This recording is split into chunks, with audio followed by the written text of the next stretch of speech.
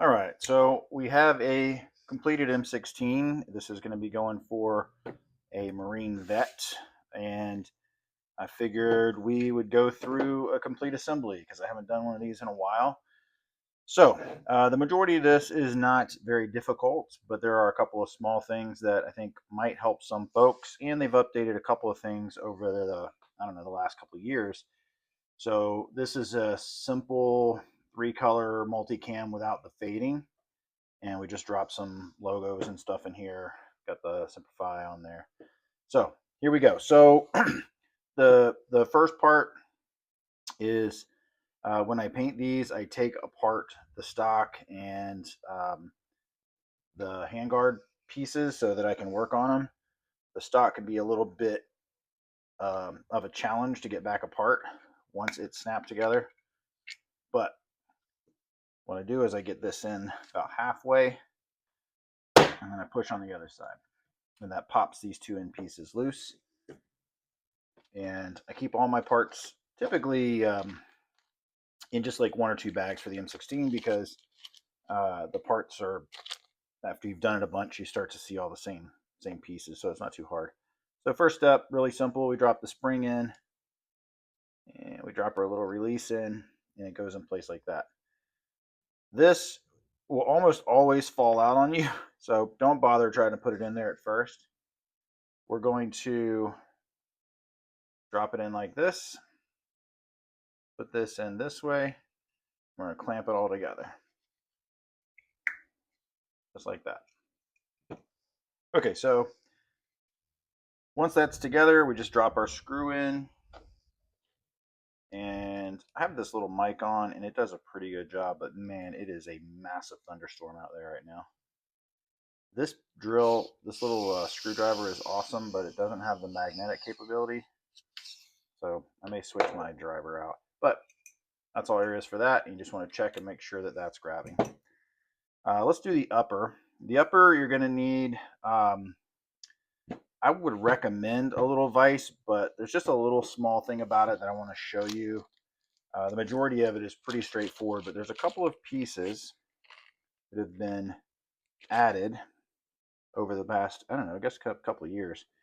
And on the M16, because they have a functional forward assist, comes with this unbelievably tiny spring. You can see that. That's our spring. Don't lose that because it's hard to make another one.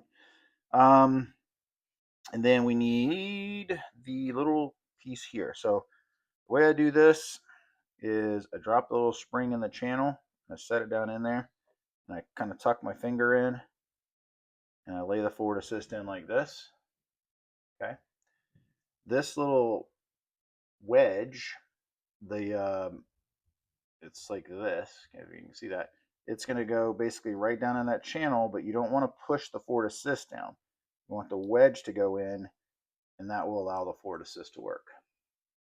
See now. If for some reason the wedge isn't going in, you want to adjust this. You might have to pull it out a little bit, and you can sort of tap the wedge in.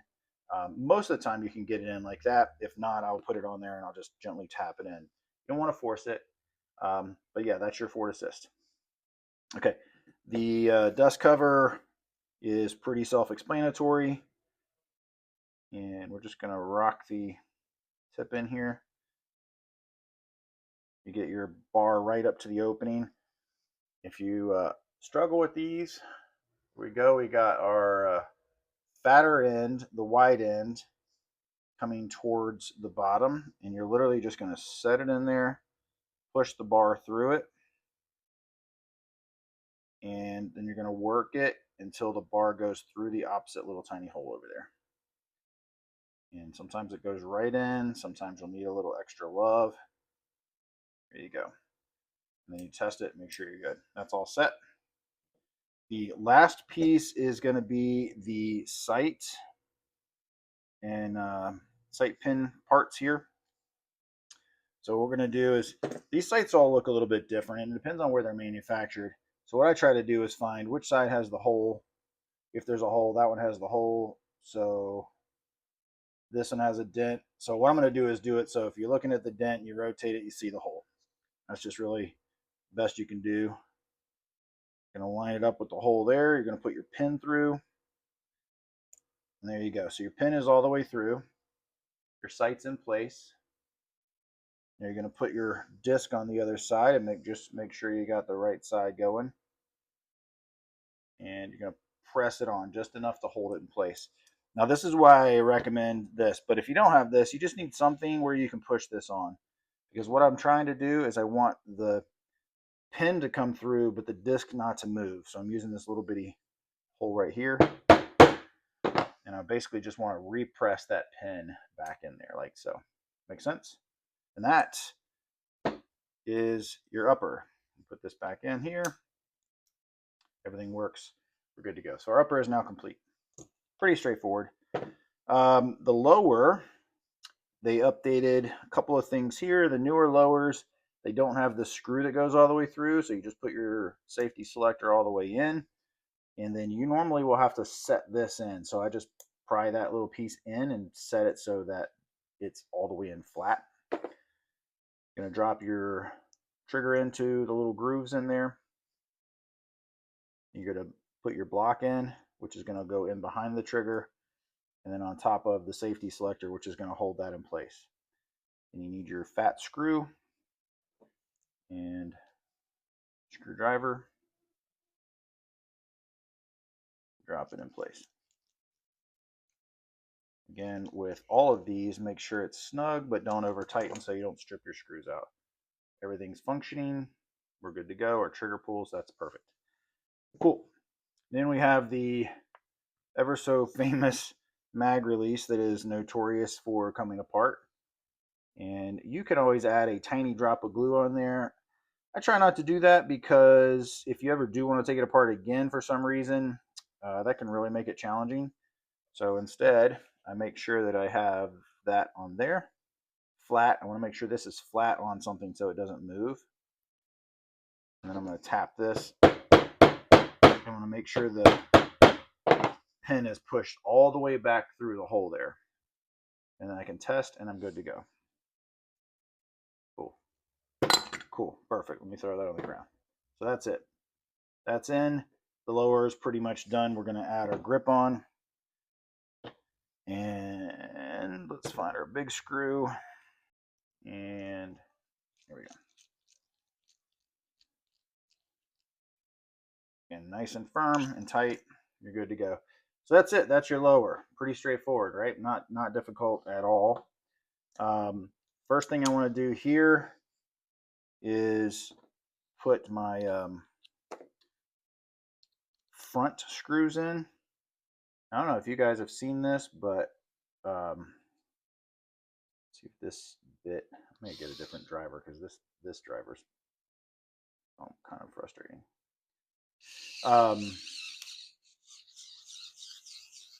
Yeah, I think the batteries are almost dead on it. Okay. So I don't know if you guys have seen, but there are a few of these where there's no screw back here. The hole is missing and there's only 3 screws. There's one that I assembled that actually had real pins in it. And I have since made some pins. The problem that I run into with making them for like mass distribution is that all of the damn uppers and lowers tend to be different. And so when I made pins for them, they'd fit some but not others, and it was just really annoying. Okay, so let's put our bolt catch in there. We're going to drop the charging handle spring. You're just going to push and hold the bolt catch in, push your spring in, make sure it goes all the way down, and hold that bad boy in place. And there we go. This is where a magnetic screwdriver comes in. It's on one of my other workbenches, so we're going to deal with it. Let's get that screw in. If you want to get real crazy, you can always paint your screws. I added just a touch of red for fun here, but I thought about painting the screws red, and then I was like, yeah, I don't know. The screws have a tendency to chip if you're taking them in and out and stuff, and so I don't really paint them if I don't have to. Sometimes there's no way around it. Cool. Let's make sure this is functioning. That's functioning. That's good. All right. So there we go. So we've got our upper and lower together. I'm going to put on our rear stock. That's good. Now, if you're having a hard time with this gap, you can always clamp it or put a hammer on it or something like that and try to make sure, but it very rarely seals perfectly. So, just have to deal with that. Let's go ahead and put our barrel together here. So I already assembled this piece, and we want to get our D-ring on, sort of a D-ring, almost a D-ring. We get that on, and then the barrel screw. Switch my bits out here, since I was using the wrong bit before. This one is it. Cool. Okay. Now on this particular set, I had to go in and actually file the edges of these and then go back in and repaint them because there were pieces from the manufacturing sticking off. So thankfully I did that before I sent it to my client because you couldn't put them in the triangle. So let's see if we can't get this bad boy together here.